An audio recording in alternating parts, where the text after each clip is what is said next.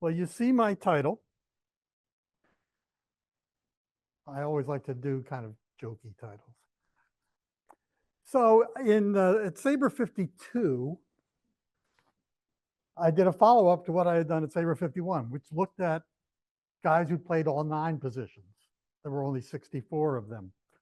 Now I'm looking at people who only played 1 position, the alpha and the omega, you might say.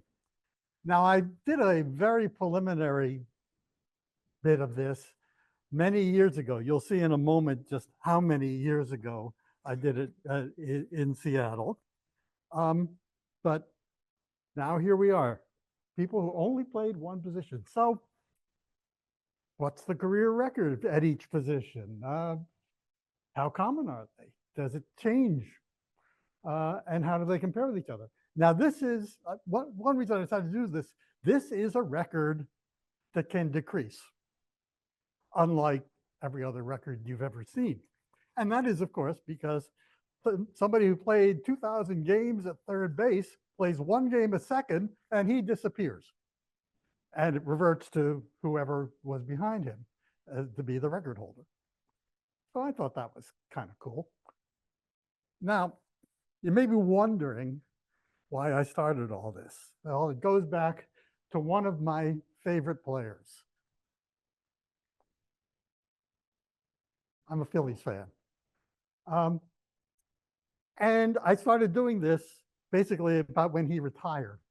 So as I said, this is a long time project for me. Not only did he play his entire major league career at third base, he played his entire minor league career at third base. I don't know whether he only played third base in high school. I suspect he probably pitched some as well, or shortstop, who knows? But anyway, he only ever played third base. This used to be a really cool thing until I learned that Derek Jeter only played shortstop in the minors and the majors, which is a really disappointing thing. Whoops. So I started looking at the position records. And this is all of the 9 positions, all of the players who had played the most games at those positions and their numbers. And you can see that they also played somewhere else, every single one of them. I also decided to divide up pitchers. Once again, they'd all played somewhere else, even though they played the most games at that position. I also decided to combine the outfield. Yeah. I'll tell you that in a moment. Again, all of the record holders for most games played at position X also played somewhere else. So they don't qualify. They're not on my list.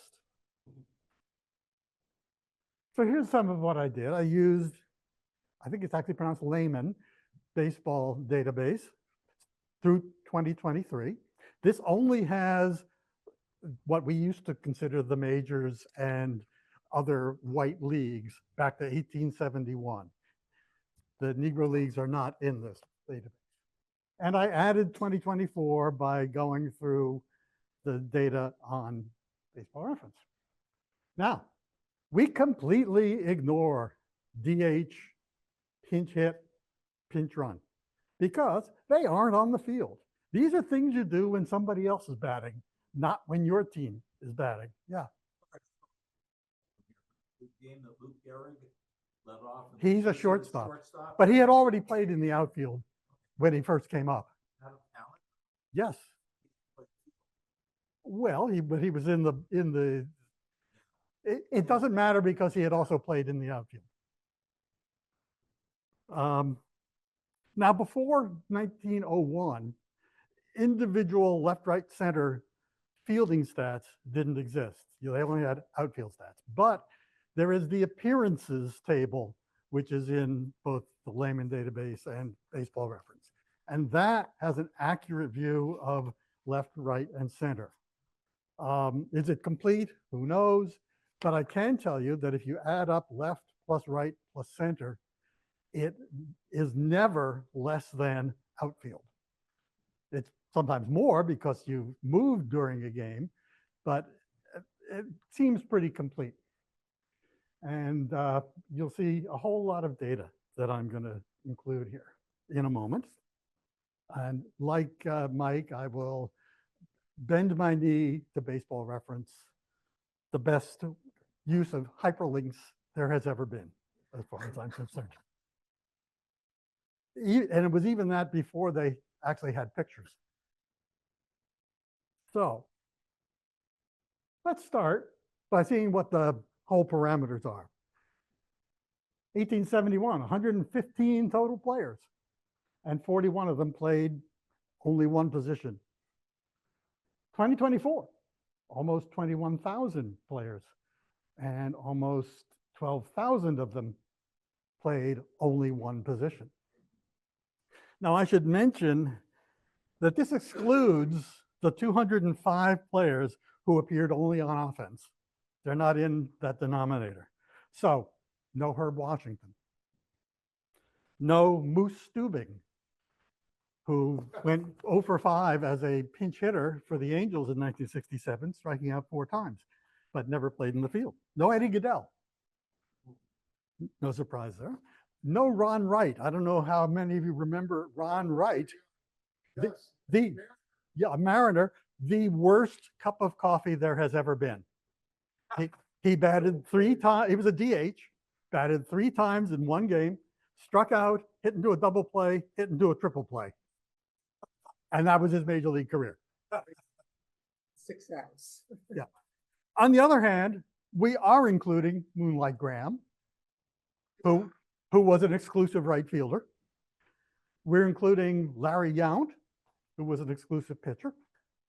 Yeah. And we're including Walter Austin, who played 1 game at first base for the Reds, I believe, in about 1940. They're all in here as exclusive players of their position. So now let's look at individual positions. And one odd thing in 1871, there were fewer people who pitched at all than played any other position, which is a little different from the way things are these days. It's a pretty small number. Looking more at the bottom, if you do a little arithmetic, over half of all players that have ever been pitched at least once. Over half were pitchers. And almost all of them were exclusively pitchers. On the other hand, you have the individual outfield positions where very few played those exclusively. Catcher is by far the second most exclusively played, but it's also the rarest of positions played. Many fewer players have ever caught than have ever played any other of the positions.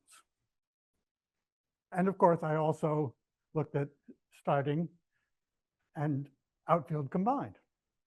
And one thing we'll see later on, each of the individual outfield positions, very rare to have somebody playing there exclusively. Outfield as a whole, it's pretty common.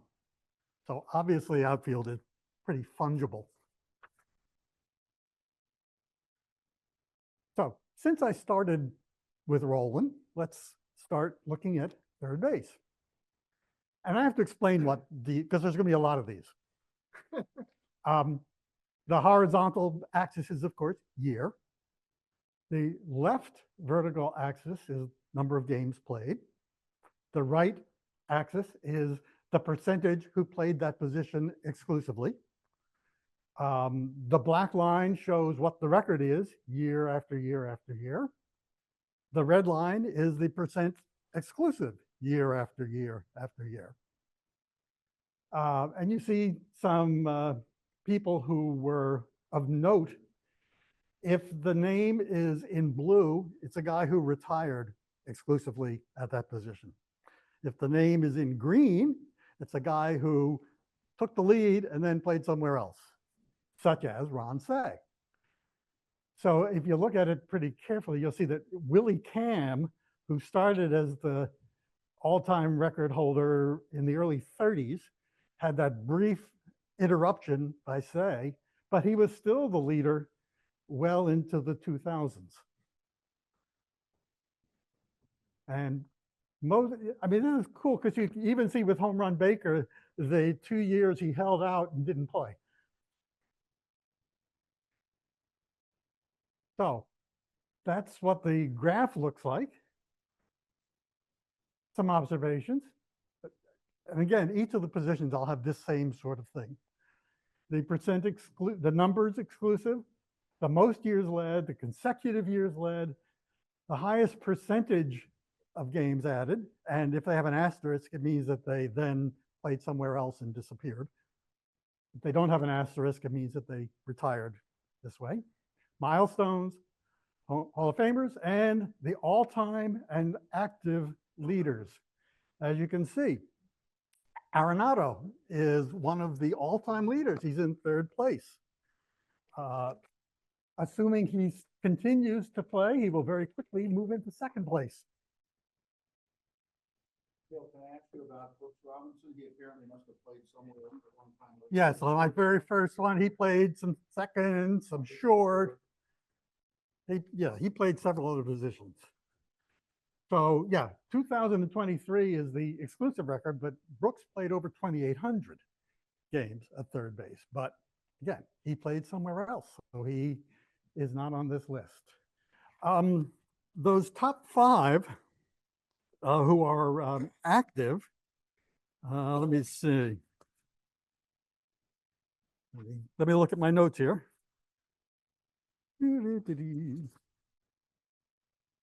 Oh, the 5 active are the only 3rd base exclusive active players in existence.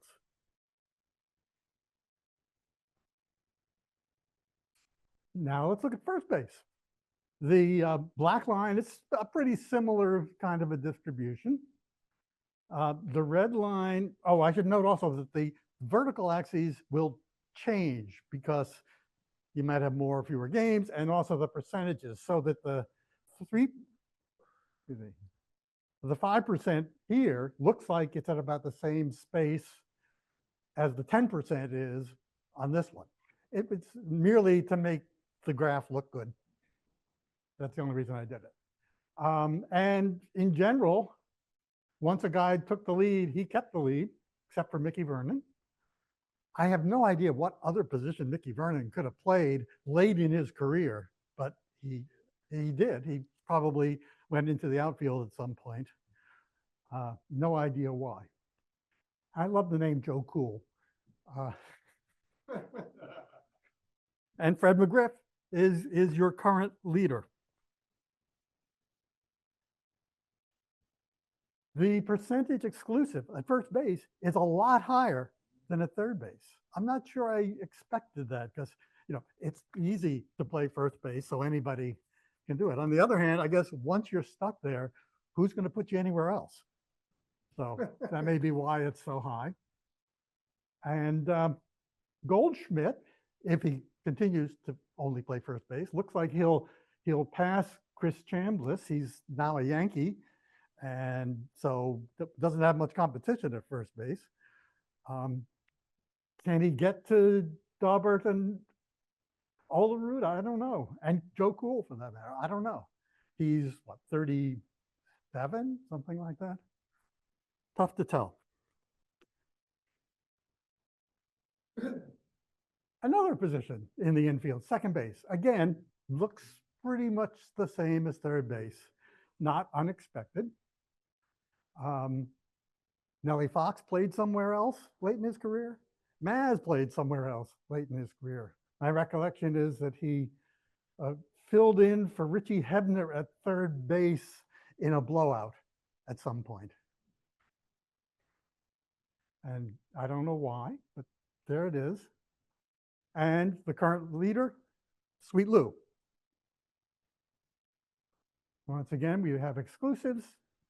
Here, the active top 5, many of whom you've never heard of, I would suspect. My point exactly. The top 2. Yeah, I've sort of heard of Geloff, Colt Keith, and Ryan Bliss. I don't know. There are 2 other exclusive second basemen who are active. And more games you'll know very well. Adel Amador has 10, and Aurelvis Martinez has played one game, but only at second base. Now, the next position I'm going to show you is catcher, which will look pretty similar in terms of games played to the ones we've already seen. But you'll see that the percent exclusive is a little different. It started out low, but it has reached, into the 40s since the 40s. And there are your names. I think Jack Meyer was once known as Chief, but he's now Jack. And would you have guessed A.J. Przinsky as the all-time leader in games played exclusively at catcher? Now, Rodriguez, Ivan Rodriguez is a kind of a funny one. You can barely see the blip in Rodriguez from the long Rick Ferrell reign. Ferrell had 1,807. And at the end of, what year was it?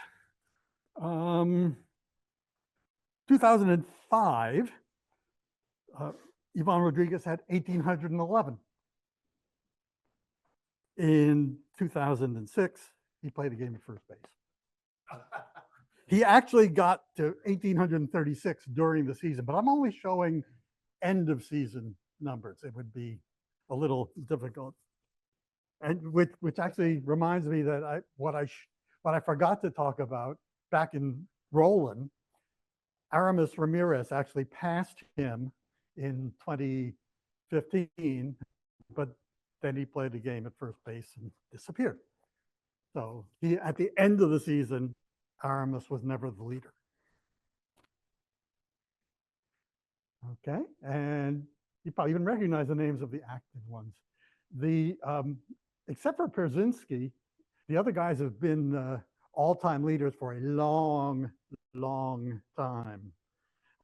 And the guy who's sixth is Ernie Lombardi, another one who's been there a long, long time. So we interested to fall Cal Raleigh, I guess he could move up to, he might move up some this year because he's going to catch 140 games. Yeah, but Heim might catch almost that many, yeah. And I don't know about Jansen and Murphy, or Diaz for that matter. I don't know what he does. He's kind of a backup, I think. So I think that's all the infield positions.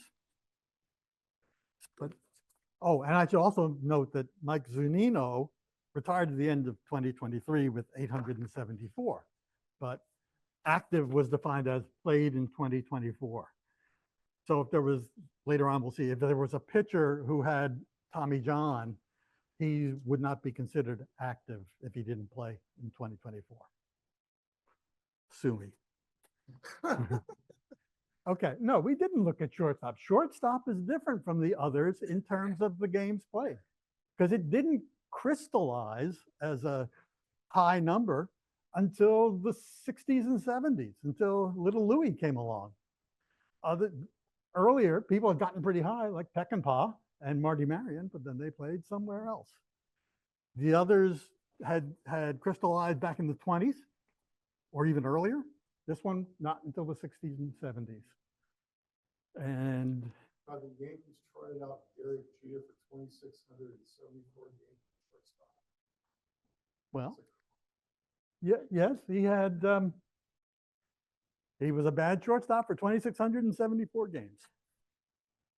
Didn't matter. He could hit. He made some good plays. He could hit. Yes, he did make some good plays. I still say that he was incredibly out of position on the Giambi play. There's no reason he should have been somewhere down the first baseline, which is where he was. But that's where he was, and he threw out Giambi and counted the rings. 5 times. Lindor should probably pass Weiss this coming year. Who knows whether Swanson and Correa will continue to play only shortstop? for that matter, who knows whether Lindor will only continue to play shortstop. So that's the infield. The outfield is a little bit different. Whoops, I guess I'll go to pitcher first. Sorry about that. And this is, again, pitcher irrespective of start or relief. And again, these are exclusively played the position. Cy Young had the lead early on, but he played first base. And so therefore he was gone. And you can hardly even see, I'll point to it up here, the line isn't quite straight between Wilhelm and Eckersley, because Eckersley played one more game. And I think he probably did that intentionally to be, at that point, the record holder in games pitched, which is the kind of thing you would expect Eck to do. The actives, I don't see them threatening much since they're pretty much all geezers. Now the outfield. There is a different relationship.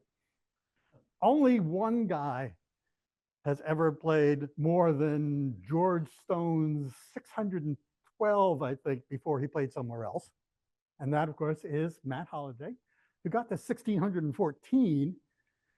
Let's see, what year is that? Yeah. So he led in 2004, or wait, I take it back. In 2015, he'd reached 1614. Opening day of 2017, Holliday played first base. Why? I don't know, but he disappears. And with all of those blips, what it really comes down to for most of history is the famous Charlie Hamburg, who I'm sure you know. Charlie Hamburg was a career minor leaguer. He had played 5 years in the minors before his 1 year in the majors in 1890. He played 15 more years in the minors and never again in the majors. And he played left field all 133 games. He was the record holder as late as about 2004. Then, of course, Holliday came in. He disappears, but by this time, Chris Davis, who, yes, was a DH, but occasionally played in left field, and I don't count DH. Hamburg led actually on 13 separate occasions. Somebody came along, went past them, they disappear. It's Hamburg, Hamburg, Hamburg. Somebody else, Hamburg, Hamburg, Hamburg. 133, pretty low. Actually, Chris Davis is 503, pretty low. A couple of active players. Again, Alvarez is a DH, I understand that. But when he does play in the field, and everybody cringes, he does it in left field.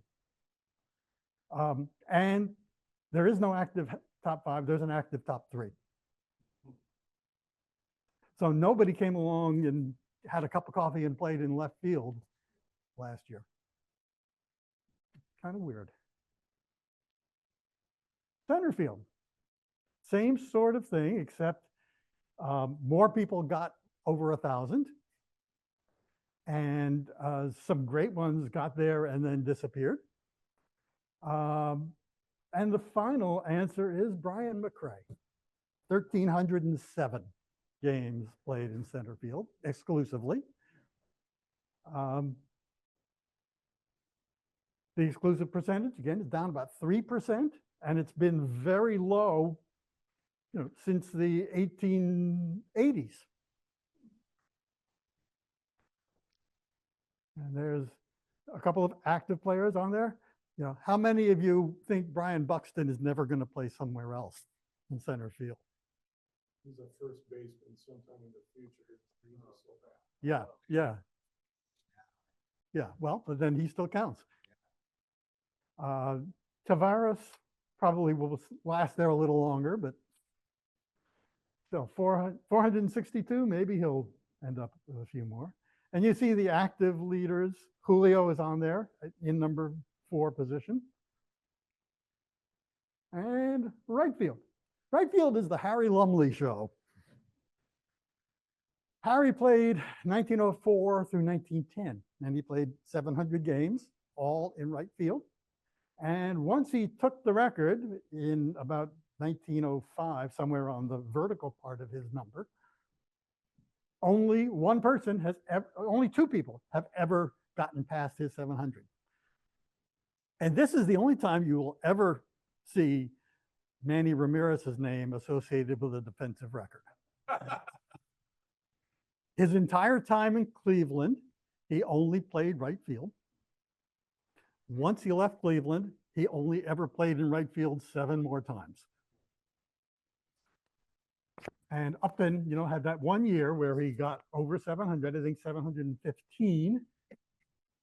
And back to Harry. Harry has led for 116 of the 154 years that I'm covering. And you never heard of him. I'd never heard of him. I have no idea who he is. And you can see that the all-time record, number 5, is 56 games. And those are 5 guys you've never heard of, not just one. And it's an active top 4 and a big lead for Pedro Leon. He's 50% higher than second place.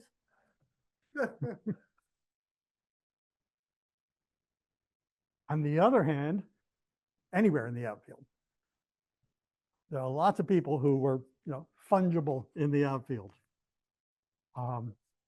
Names you recognize, except maybe Tom York. Ricky had the lead a little bit, so Barry came along. And the percentage who have played exclusively in the outfield as a whole has been going up.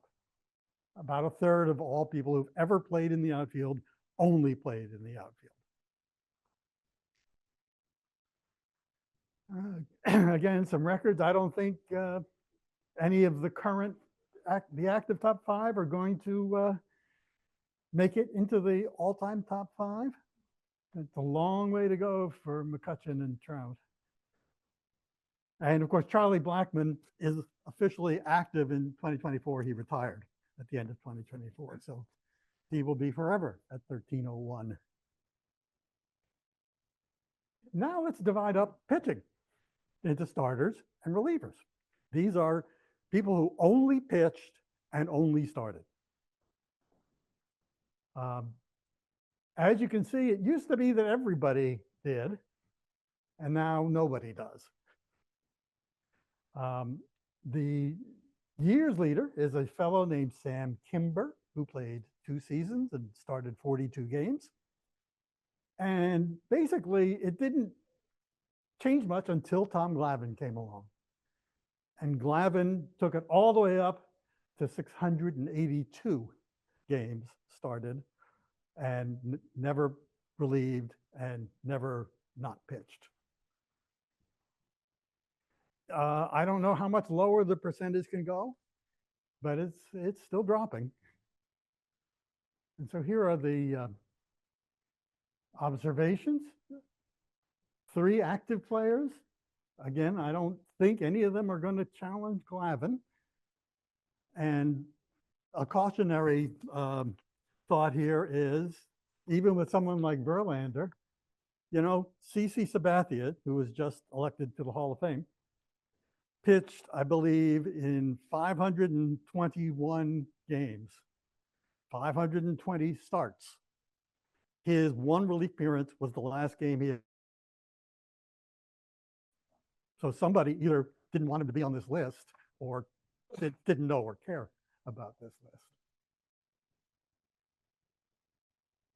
So that's starters. Now how about exclusive relievers? Here, of course, the percentage of relievers who only relieve is going up. It's up over 30% now. The actual count was pretty low for a long time. The first one ever to go over 100 was that Gordon Maltzberger back in the 40s. Wilhelm, of course, was a reliever until he became a starter and then won the ERA title and then went back to being a reliever. So he actually had only, I don't know, 370, I think, games in relief before he became a starter. And John Franco is our current #1. Now here, I guess Jansen will pass Lyle this coming year. Kimbrell, I don't know, is anybody going to be stupid enough to hire Craig Kimbrell? Yeah. And somebody might be, I don't know, where is Chapman these days? Okay, so he'll actually play. How many he'll get, I don't know. You know, if he's only getting 50 a year, he's got a ways to go. Again, they're old guys. So you don't really have to look at this a lot. Basically, it's when they achieve those milestones I had pointed out. One interesting one, I think, is shortstop, where somebody got over 1,000 games back in 1911, but they didn't stay over 1,000 until 1962. And that was Aparicio. And of course, in right field, they've never gotten to 1,000. Starters have never gotten to 1,000, of course. Take it for what you will. And of course, only one of these, the exclusive record, is over 2,500. Jeter.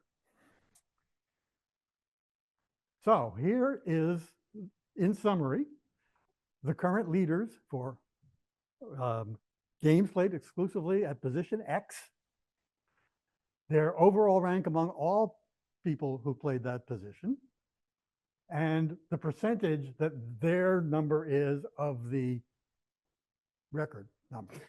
So Roland, in 12th place, only has 70% of what Brooks had at third base.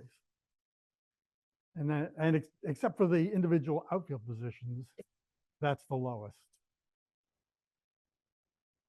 Glavine is the 12th all-time starter, but he's the first all-time exclusive starter. Now, again, a review showing how much things have changed. This is just the number of all positions exclusive players. And as you can see, it's been going up since, 1890. And I think it passed 50% in like 1935, somewhere in that vicinity. Let me look and see if it's in my notes that I wrote to myself. Okay, 1941 is when it reached 50%, and is now almost 57%. But what happens if you take out pitchers? And that's taking pitchers out of both the numerator and the denominator. Non-pitchers, it's down about 23% play something other than pitcher exclusively. That's a big difference. And it's also been pretty flat since forever, unlike the total. Now let's look at just the pitchers as a percentage of all players. So exclusive pitchers were almost non-existent way back when, and now it's somewhere over 40% of all players in the history of baseball were exclusive pitchers. 9,191 out of the 20,000 and something. Overall, you can look at this, it's a bunch of gibberish in general, but basically the battery is where exclusivity lives. Individual infield positions are pretty low, but for some reason, shortstop is different than the other infield positions in terms of when it reached a high number. Don't know why, but there it is. And in the outfield, outfield is a position. Outfield positions aren't positions in terms of exclusivity. I think that was it. Questions?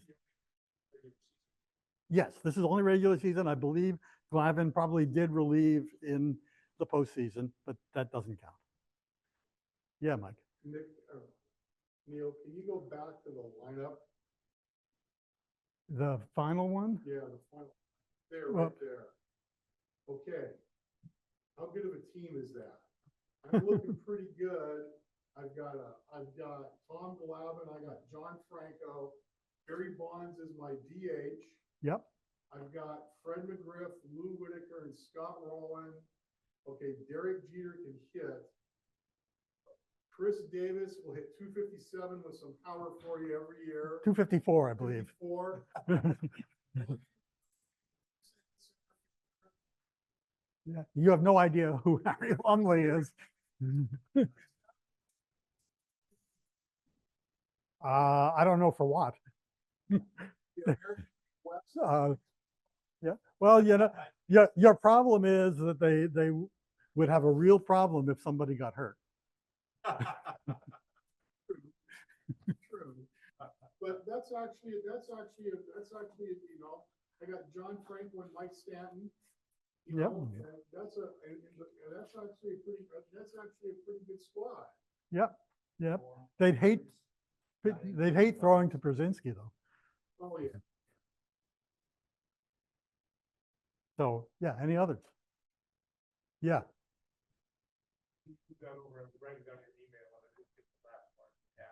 Oh, Gmail.